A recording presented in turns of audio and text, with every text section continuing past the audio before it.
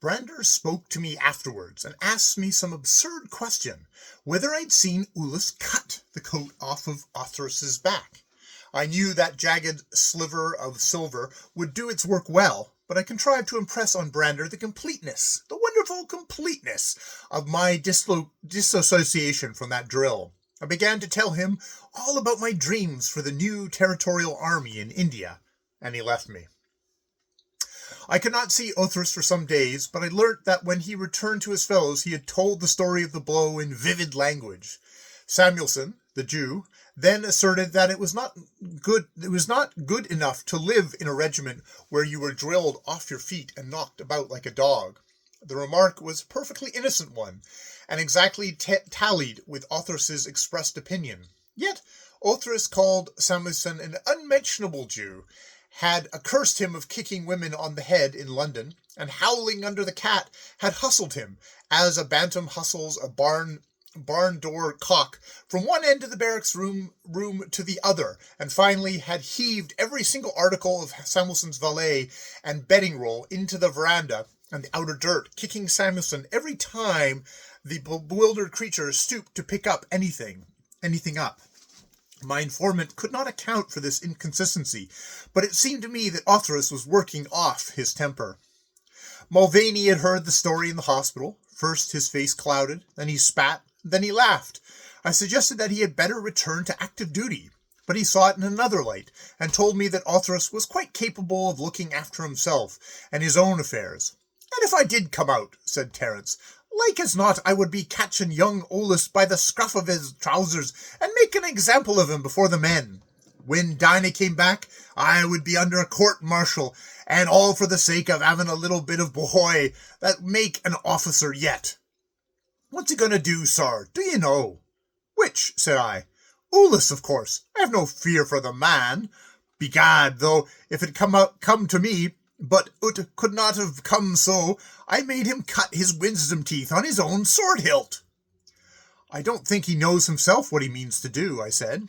"I should not wonder," said Terence. "There's a deal of thinking before a young man when he's done wrong and knows it, and it's studying how to put it right. Give the word from me to our little man there, that if he had told his superior officer I'd have come out of Fort Amara to kick him in the fort ditch, and that's 40-foot drop." Othrys was not in a good condition to talk to. He wandered up and down with Leroy, brooding, so far as I could see, over his lost honor, and using, as I could hear, incendiary language. Leroy would nod and spit and smoke and nod again, and he would have been a great comfort to Othrys, almost the greatest comfort as Samuelson, whose Othrys bullied disgracefully. If the Jew opened his mouth in the most casual remark, Othrys would plunge it down with all arms and accoutrements, while the barrack room stared and wondered. Ulis had retired into himself to meditate. I saw him now and again, and he avoided me because I had witnessed his shame and spoke my mind on it. He seemed dull and moody, and found his half-company anything but pleasant to drill. The men did their work and gave him very little trouble, but just when they should have been feeling their feet and showing that they felt them by spring and swing and snap, the elasticity died out, and it was only drilling with war-game blocks.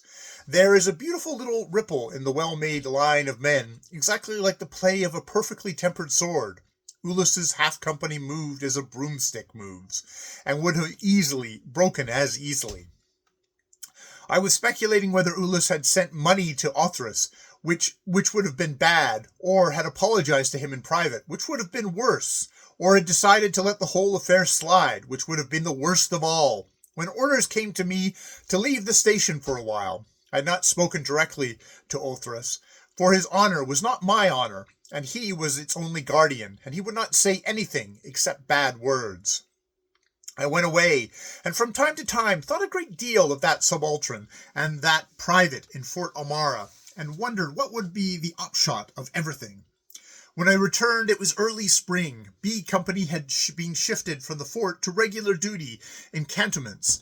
The roses were getting ready to bud on the mall, and the regiment, which had been at a camp of exercise among other things, was going through its spring musketry course under an adjutant, who had a notion that its shooting average was low. He had stirred up the company officers, and they'd brought extra ammunition for their men. The government allowance is just sufficient to foul the rifling.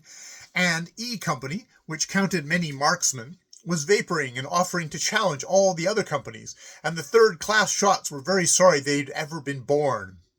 And all the subalterns were a rich, ripe saddle color from sitting on the butts 6 and 8 hours a day. I went off to the butts after breakfast, very full of curiosity to see how the new draft had come forward. Ulis was there with his men by the bald hillock that marks the 600 yards range, and the men were in grey-green khaki that shows the best points of soldier and shades off into every background he may stand against. Before I was in hearing distance, I could see, as they sprawled on the dusty grass or stood up and shook themselves, that they were men made over again, wearing their helmets with a cock of self-possession, swinging easily and jumping to the word of command. Coming nearer, I heard Ulis whistling ballyhooly between his teeth as he looked down the range with his binoculars, and the back of Lieutenant Ulis was the back of a free man and an officer. He nodded as I came up, and I heard him fling an order to a non-commissioned officer in a sure and certain voice. The flag ran up from the target, and Othris threw himself down on his stomach to put his 10 shots. He winked at me over the breech block as he settled himself, with the air of a man who had gone through tricks for the benefit of children. "Watch, you men," said Ulis to the squad behind. "He's half your weight, Brannigan, but he isn't afraid of his rifle." Othris had his little affectations and pet ways, as the rest of us have. He weighed his rifle, gave it a little kick-up, cuddled down again, and fired across the ground that was beginning to dance in the sun heat. "Miss," said a man behind. "Too much bloomin' background in the front," Othris muttered. "I should allow 2 feet for refraction," said Ulis. Othris fired again, made his outer, crept in, found the bull, and stayed there, the non-commissioned officer pricking off the shots. "Can't make how I missed the first," he said, rising, and stepped back to my side as Leroy took his place. "Is it company practice?" I asked. "No, it's only just knocking about. He's given 'em 10 rupees for a second-class shots. I'm outer it, of course, but I come on to show 'em proper style o' doing things. Jock looks like a sea lion at the Brighton Aquarium, sprawling and crawling down there, don't he? God, what a butt this end would make, and what a butt this end of him would make." "B Company's come up very well," I said. "They had to. There's none so dusty now, are they? Samuelson's even. He can even shoot sometimes. We're getting on as well as could be expected, thank you." "How did you get on with—" "Oh, him? First rate. There's nothing wrong with him." "Was it all settled then?" Hasn't Terence told you? I should say it was. He's a gentleman, he is." "Let's hear," I said. Othris twinkled all over, tucked his rifle across his knees, and repeated, "He's a gentleman. He's an officer, too. You saw all that mess at Fort Amir. 'Twasn't none o' my fault, as you can guess. Only some goat in the drill judged it was behavior or something to play the fool on parade. That's why we drilled so bad. When he's hit me, I was so took aback I couldn't do nothing, and when I wished for to knock him down the wheel and gone on, and I was facing you there lying on the guns, after the captain had come up and was raging to me about my tunic being torn, I saw the young beggar eye, and 'fore I could help myself I began to lie like a good 'un. You heard that? It was quite instinctive, but I was in a lather. Then he said to the captain, 'I struck him,' says he. And I heard it, Bander whistle, and then I come up to them with a new set of lies about all the portin' arms and all rip grode, same as you heard. I'd done that too before I knew I was where I was. Then I gave Samuelson a what for in the barracks when he was dismissed. You should have seen his kit by the time I finished with it. It was all over the bloomin' fort. And then me and Jock went off to Mulvaney in the hospital, 5-mile walk, and I was up and mad. Ulis, he knowed it, was court-martialed for me if I hit him back. He must have knowed. Well, I says to Terence, whispering under the hospital balcony, 'Terence,' said I, 'what the hell am I to do?' I told him all about the row, same as you saw. Terence, he whistles like a bloomin' old bullfinch up there in the hospital, and says he, 'You ain't to blame,' says he. 'Struth,' says I, 'do you suppose I've come here 5 miles in the sun to take blame?' I says. I want that young beggar's hide took off, and I eat bloomin' conscript, I says. I'm a private servant of the Queen, and a good man as he is, I says, for all his commission and his heirs and his money, says I. What a fool you were, I interrupted. Authoress, being neither menial nor American, but a free man, had no excuse for yelping. That's exactly what Terence said. I wonder you said it the same way so pat as if he hasn't been talking to you. He says to me, you oughtn't have more sense, he says. At a time of your life, what difference does it make to you? He says, whether he's a commission or no commission. That's none of your affair. It's between man and man, he says. If he held the general's commission. Moreover, he says, you don't look handsome hopping about on your iron legs like that. Take him away, Jock. And then he went inside, and that's all I got outer Terence. Jock, he says, as slow as a march in slow time. Stanley, he says, that young beggar didn't go for it, you. I don't give a damn whether he did or he didn't. It's me he did, I says. Then you've only got to report to Brander, says Jock. What do you take me for? I says. And I was so mad I nearly it Jock. And he's got me by the neck and shoved me my head in the bucket of water in the cookhouse. And then we went back to the fort, and I give Samuelson a little bit more trouble with his kit. He says to me, I haven't been struck about without hitting back. Well, you ain't going to be now, I says, and I give him one or two for himself, and asks, I'm very polite to it back, but he didn't. I'd have killed him if he had. That done me a lot of good. Ulis, he didn't make no show for some days, not till after you was gone, and I was feeling sick and miserable, and I didn't know what I wanted, except to black his little eyes good. I hoped he might send me some money for my tunic. Then I'd had it out with him on the parade and took my chance. Terence was in the hospital still, you see, and he wouldn't give me no advice. The day after you left, Ulis comes across me carrying a bucket on fatigue, and he says to me very quietly, Uthras, you've got to come out shooting with me. He says, I felt like bunging the bucket in his eye, but I didn't. I got ready to go instead. Oh, he's a gentleman. We went out together, neither saying nothing to the other till we was well out in the jungle beyond the river, with the eyegrass round, pretty near the place where I went off my head with you. Then he puts his gun down and says very quietly, Uthras, I struck you on the parade, he says. Yes, sir, I says. You did. I've been studying it out by myself, he says. Oh, have you? Says I to myself, and a nice time you've had about it, you bung-faced little beggar. Yes, sir, says I. What made you screen me? He says. I don't know, I says, and no more I did nor do. I can't ask you to exchange, he says, and I don't want to exchange myself, says he. What's coming now, I thinks to myself. Yes, sir, says I. He's looking round at the eyegrass all about, as he says to himself more than to me. I've got to go through it alone, by myself. He looked so queer for a minute that, to help me, I thought the little beggar was going to pray. Then he turned round and he says, What do you think yourself? He says. I don't see quite what you mean, sir, I says. What would you like? He says.